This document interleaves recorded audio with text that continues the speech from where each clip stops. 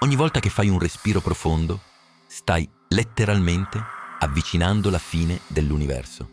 Sembra una follia, vero? Ti hanno sempre detto che sei una creatura minuscola, insignificante, di fronte all'immensità del cosmo.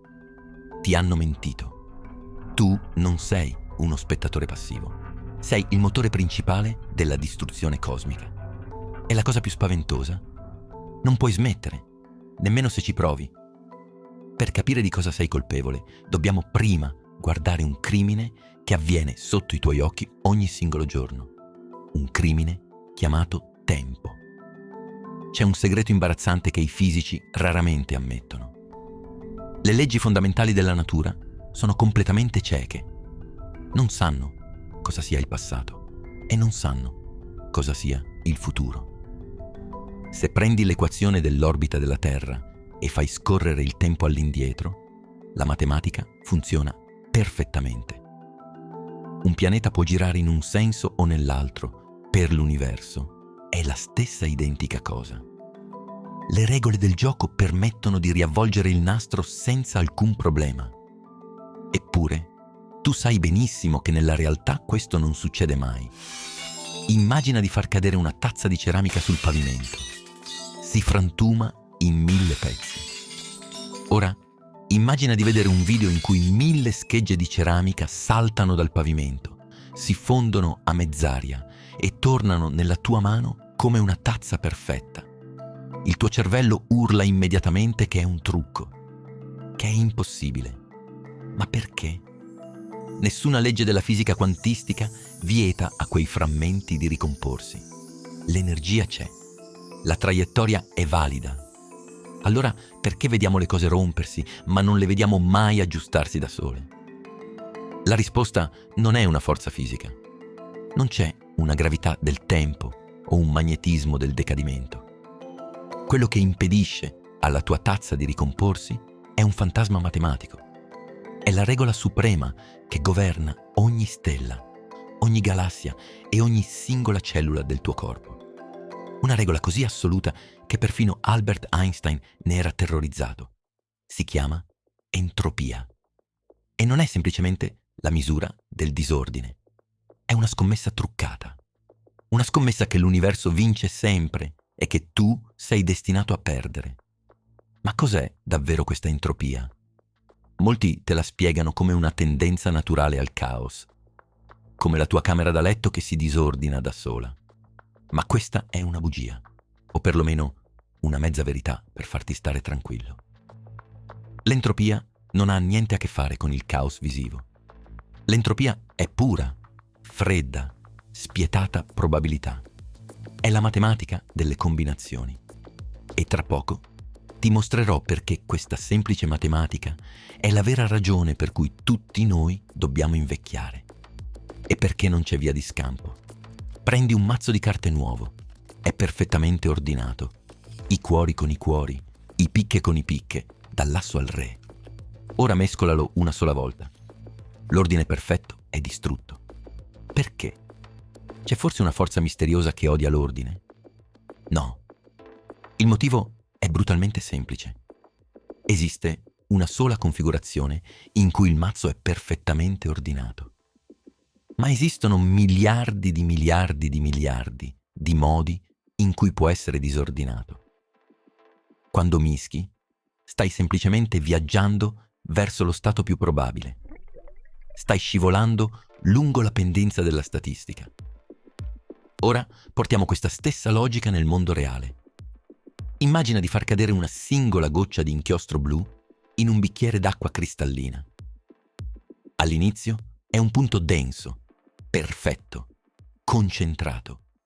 È in uno stato di bassa entropia. È ordinato. Ma poi i miliardi di molecole d'acqua iniziano a urtare l'inchiostro.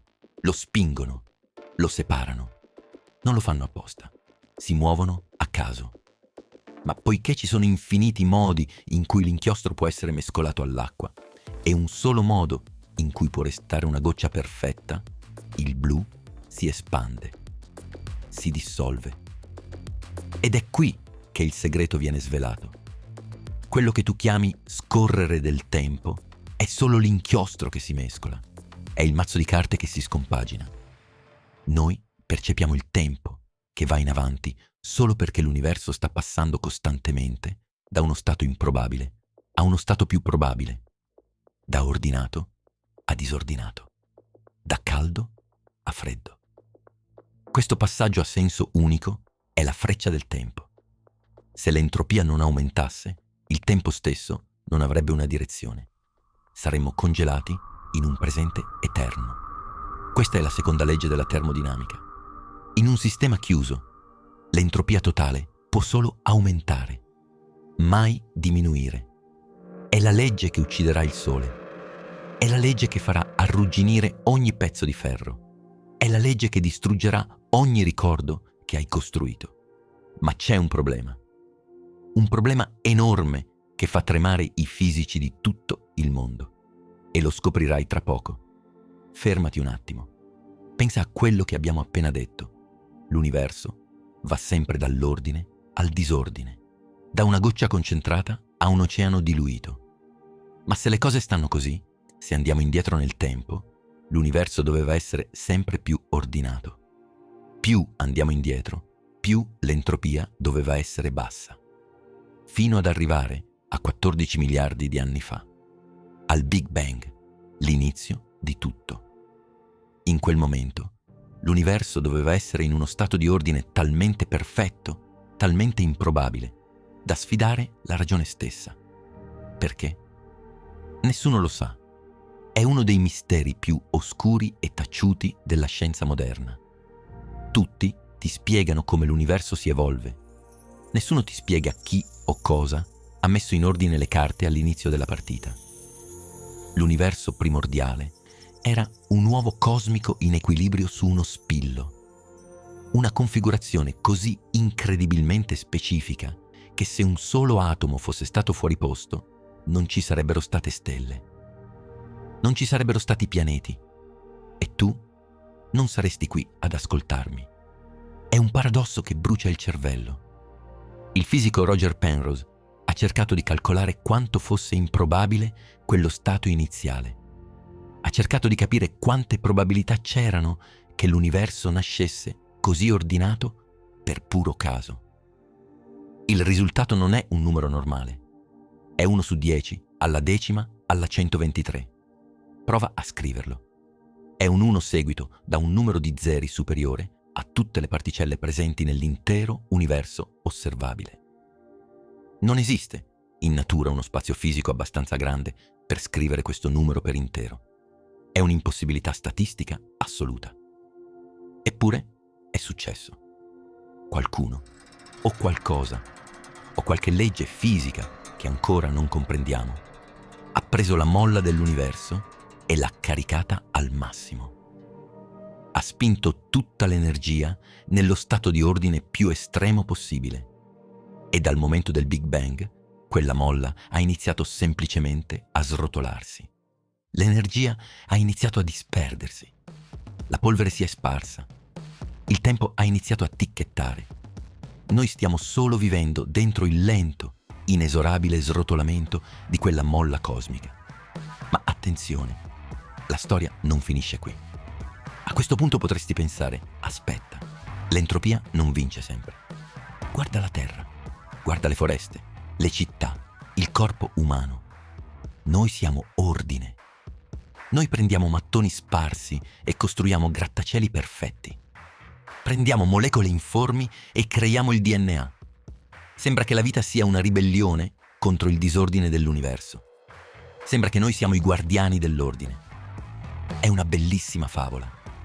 Ed è completamente, tragicamente, falsa. Preparati, perché quello che sto per dirti ribalterà la tua intera esistenza. La vita non sta combattendo l'entropia, la sta accelerando. Per creare l'ordine meraviglioso di una singola cellula del tuo corpo, devi pagare un prezzo altissimo. Non puoi diminuire l'entropia in un posto senza aumentarla drasticamente in un altro. È la tassa dell'universo. Ogni volta che il tuo corpo ripara un tessuto o costruisce una proteina, brucia energia altamente ordinata, come il cibo. e la trasforma in energia disordinata e inutile. La trasforma in calore, calore che viene irradiato nello spazio per non tornare mai più. Tu non sei un tempio dell'ordine, sei una fornace. Sei la macchina più efficiente che l'universo abbia mai inventato per distruggere l'energia utile. Pensa a un prato verde. Per crescere e sembrare ordinato, un filo d'erba cattura un fotone di luce solare perfetto e ad alta energia. Lo usa per costruire una molecola e nel farlo rilascia 20 fotoni infrarossi a bassa energia. L'erba ha creato una piccola isola di ordine, sì, ma per farlo ha inondato l'universo di calore disordinato e caotico. E noi umani? Noi siamo i campioni indiscussi. Abbiamo costruito motori a scoppio, centrali nucleari, reti internet globali.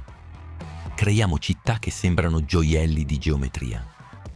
Ma l'inquinamento, il calore residuo, i gas di scarico che produciamo per mantenere quell'ordine, stanno spingendo l'entropia dell'universo verso il massimo a una velocità terrificante. La nostra stessa intelligenza, i pensieri che stai formulando in questo momento per capire le mie parole, stanno bruciando glucosio e irradiando calore. Stai letteralmente consumando l'universo per poter pensare. Qual è il destino finale di questa corsa disperata? Se l'entropia deve sempre aumentare, ci sarà un giorno in cui raggiungerà il suo limite massimo. È inevitabile. Tra trilioni di anni, l'ultima stella si spegnerà. Gli ultimi buchi neri evaporeranno. Tutto il calore sarà distribuito in modo perfettamente uniforme. Non ci sarà più energia ordinata da consumare. Niente potrà più accadere. Nessuna reazione chimica, nessun battito cardiaco, nessun pensiero. L'universo diventerà una zuppa fredda, buia e immobile per l'eternità. La chiamano la morte termica. Ma non disperare. È proprio perché l'universo sta morendo che tu puoi essere vivo. È lo scorrere dell'entropia che permette all'acqua di fluire, al cuore di battere, agli occhi di vedere. Siamo creature nate nella cascata del tempo, scintille temporanee generate dall'attrito di un cosmo che si sta disfacendo. Non siamo l'errore del sistema. Siamo l'espressione più complessa, tragica e meravigliosa della sua caduta. Ogni tuo respiro accelera la fine, è vero, ma è anche la prova che, per un breve, magnifico istante, tu ci sei stato. Il cosmo ha caricato la molla e noi stiamo ballando mentre si srotola. Io sono Renderium. E questa era la matematica inesorabile del nostro destino. Iscriviti per scoprire come funziona davvero il mondo intorno a te.